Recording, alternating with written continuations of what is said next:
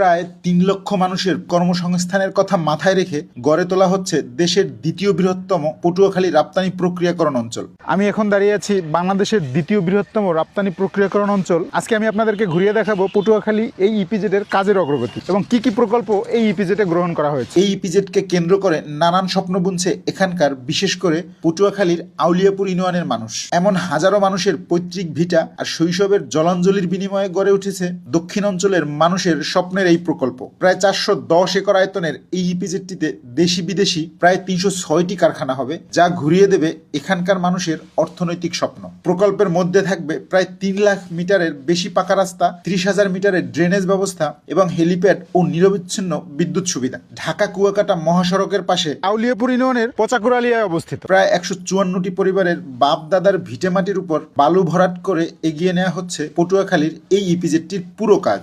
আমি এখন যেই জায়গাটিতে দাঁড়িয়ে আছি, এটা ছিল একসময় একটি বসত বাড়ি। এমন প্রায় 150টি ফ্যামিলির জমি অধিগ্রহণ করে পটুয়াখালী এই ইপিজেডের কাজ চলমান রয়েছে। যাদের জমি অ্যাকোয়ার করা হয়েছে তাদের জন্য নির্মাণ করা হচ্ছে দৃষ্টিনন্দন আধুনিক সুযোগ সুবিধা সম্পন্ন আবাসন প্রকল্প, যেখানে মসজিদ, পুকুর ও স্কুল সহ থাকবে নানান ধরনের সুবিধা। পুরো প্রকল্পের বালু ভরাটের কাজ এমন দৈত্যাকার প্রায় 4টি মেশিন দিয়ে পটুয়াখালী ইপিজেডের 410 একর ভূমির প্রায় 95% বালু ভরাটের কাজ ইতিমধ্যে শেষ হয়েছে। উত্তরবাদুরা গ্রামের বলইকাঠি নদীঘাট থেকে এমন বিশাল আকৃতির বাল খেটে করে প্রায় 4-5 কিলো লম্বা পাইপের সাহায্যে বালু ভরাট করা হচ্ছে এই ইপিজেড। পায়রা পোর্ট আর পদ্মা সেতুর ফলে পটুয়াখালীর ইপিজেড নিয়ে স্বপ্ন বুনছেন স্থানীয় মানুষজন। ধারণা করা হচ্ছে 2026 সালের শেষের দিকে প্লট বরাদ্দ শুরু হলে দক্ষিণ অঞ্চল মানুষের অর্থনৈতিক মুক্তি আসবে অচিরেই।